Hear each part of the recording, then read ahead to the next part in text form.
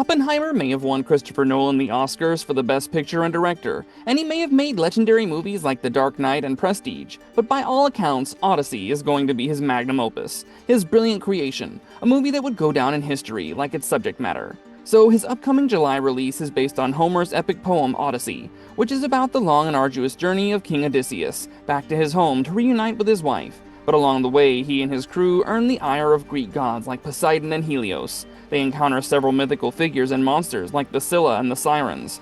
But Odysseus carries on. They recently released a trailer for the movie, and in this video, we're gonna explore 15 most insane details from the trailer that you may have missed. Let's begin, shall we? The Odyssey prologue reveals Trojan horse and Matt Damon's epic battle. At about 58 seconds into the trailer, you can see the Trojan horse being pulled from the sea and into Troy. In Homer's Odyssey, the Trojan horse was filled with Greek soldiers. In the source material for Nolan's epic movie, King Odysseus built a massive horse so that the elite soldiers could be housed inside of it. The horse was then left at the gates of Troy to let the nation-state believe that it was a trophy left for them by the Greeks. But of course, that was a ruse. In fact, Odysseus engraved on the horse reading, "For their return home, the Greeks dedicate this offering to Athena." Athena is being played by Zendaya in the movie, and the goddess is the one who tries to help Odysseus during his journey back home. In fact, the very next scene shows a sword slicing through wood and injuring a man, while others strive to hold him still and gag his mouth so that he does not make a sound. In all probability, this scene is also from the Trojan horse as well. But that's not all. Nolan's movie will feature a whole 6-minute prologue where the Trojan War is depicted, before Odysseus starts his journey home to reunite with his wife Penelope, and they're currently showing the clip at select theaters before movies.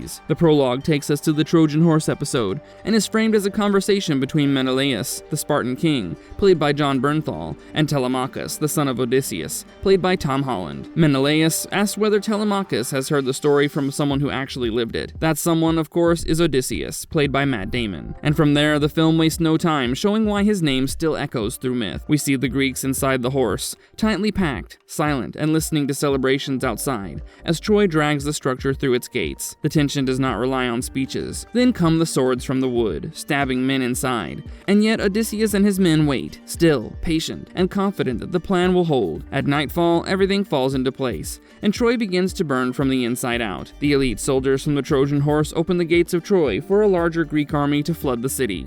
Encounter with the Cyclops that would doom Odysseus and his men for a decade. Now, at about 1 minute and 70 seconds, you see Odysseus leading his soldiers into a cave, like a huge cave. Here, they're all shocked to encounter this massive, bald, gigantic figure coming out from the shadows. And beyond all doubt, this guy is Polyphemus, the son of Poseidon, a giant man-eating Cyclops with the signature one eye in his forehead. I'm sure the movie will follow the events of the epic poem, and the Cyclops will consume several men before Odysseus would manage to do something about it. In the end, the king tricks the not-so-smart Cyclops by calling himself nobody and ends up escaping, but not before blinding the cannibalistic giant. And he only had the one eye, so Cyclops wasn't very happy. But even more so was Polyphemus' mighty father. None other than Poseidon himself. He would have been okay with a bunch of human soldiers fooling his son, but blinding him was pushing it. Cyclops asks his father to take revenge, and that's how Odysseus and his men get into the bad books of Poseidon, who rages storms and destroys their ships, and strands them among other things. So yeah, Poseidon himself was plotting against the great Odysseus.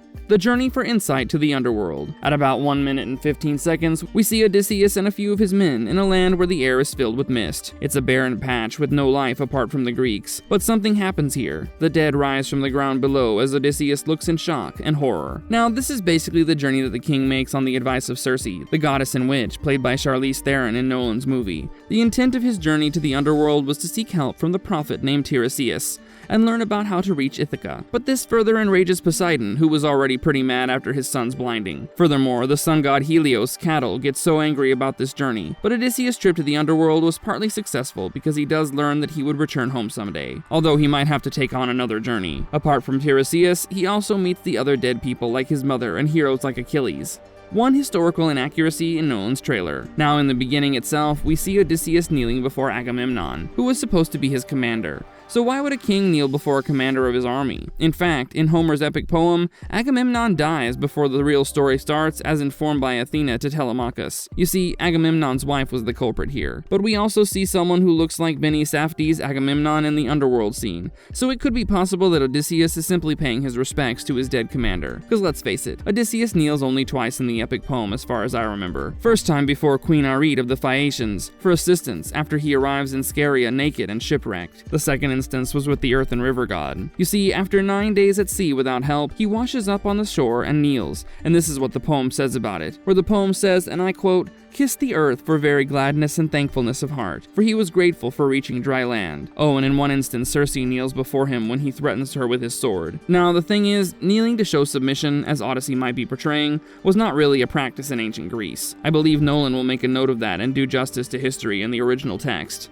Poseidon's curse. So if you've watched the trailer, you'll notice that Odysseus and his crew are subjected to some really rough weather conditions. And yes, this was all thanks to Poseidon. Just before leaving Cyclops' cave, a proud Odysseus revealed his name to him, and that's how Poseidon went after the king. Poseidon does not treat Odysseus like a problem to be solved. Had he wanted that, he would have killed the man. And instead, the Greek god teaches a long and agonizing lesson to the king. Poseidon's powers are the sea itself, and he uses it with patience. Storm after storm tears through Odysseus' fleet, ships scatter, crews die, and by the time the journey ends, nearly all is lost because of one proud act. After Odysseus leaves Calypso's island, Poseidon smashes the raft apart with a storm so violent that survival feels accidental. Odysseus drifts for days, exhausted and half dead, until he washes ashore among the Phaeacians. And not only that, the king is sent to islands where cannibals live. He's forced to confront creatures like Sirens and the Scylla. It was evident that the god could have killed the king at any moment, but that was not as much of a punishment as breaking the king and delaying his return home to his wife Penelope, which was the only thing that Odysseus wanted.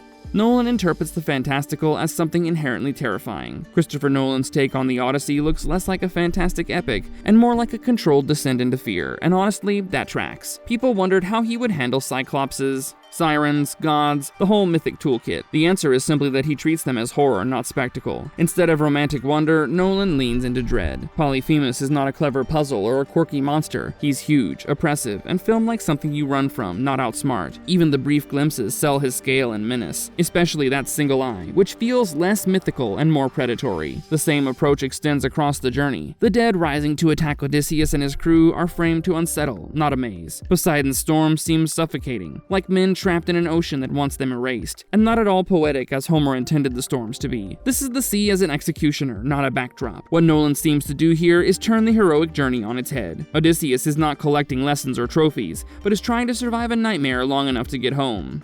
Not a historical movie, but a fantasy epic. From the moment the first images of the Odyssey appeared on the internet, the debate started between those who favored authenticity and those who wanted a good movie based on a historical epic. The armor looks muted, some soldiers wear pants. Agamemnon's gear looks bulky. These are essentially more inaccuracies, and for a director known for precision, people expected museum-grade accuracy. I get that instinct. Nolan trained audiences to expect realism, whether it was Batman's gear or the physics of space. But that expectation misses what he seems to do here. After the trailer and the 6-minute prologue, it becomes clear that Nolan does not treat the Odyssey as a historical recreation. He treats it as a myth. This is a fantasy epic, closer in spirit to Clash of the Titans or Jason and the Argonauts, filtered through Nolan's eye. The design choices lean towards symbolism and mood, not textbooks. Armor looks heavy because power feels heavy. Color stays subdued because the world itself feels harsh and unforgiving. The aftermath of the fall of Troy. The teaser for the Odyssey makes another thing clear to me. Christopher Nolan wants the whole road home, not a highlight reel. Instead of monsters or gods, it begins in the wreckage of Troy. A lone wooden horse sits abandoned on a beach, which tells us that the war's final trick has already done its job. The city has fallen. What follows is the cost. Another scene shows Odysseus and Greek soldiers forcing their way through a fortified space, which strongly suggests the sack of Troy itself. If Nolan goes there, and it looks like he will, this opens the door to the darkest version of the myth, that includes the possible death of Astyanax, a moment not always pinned on Odysseus, but one that hangs over the legend like a stain that never washes out. I like this choice. It frames the journey home as consequence, not adventure tourism. By the time Odyssey leaves Troy, he already carries guilt, blood, and decisions that refuse to stay behind. That explains everything that follows. The gods turning hostile, the sea refusing mercy, and Ithaca feeling farther away with every mile. And yeah, Nolan seems less interested in victory than aftermath. A reference to Odysseus' time on the island of Circe or the island of Calypso. When Odysseus gets described to Telemachus as a man who was imprisoned, I don't think the line aims at chains or dungeons. It points to something messier. The story seems to talk about his time with Circe or Calypso, two figures who hold him in place through power, comfort, and temptation rather than force. That detail matters because Odysseus does not resist with a sword. He stays. In the poem, he and his crew spend a full year on Circe's island after he earns her respect, and later he remains alone with Calypso for over 7 years. Both stretches count as Captivity, even if the cages look like palaces. We already know Charlize Theron will play Circe, which seems to be a perfect match for a character who blends evil, charisma, and allure.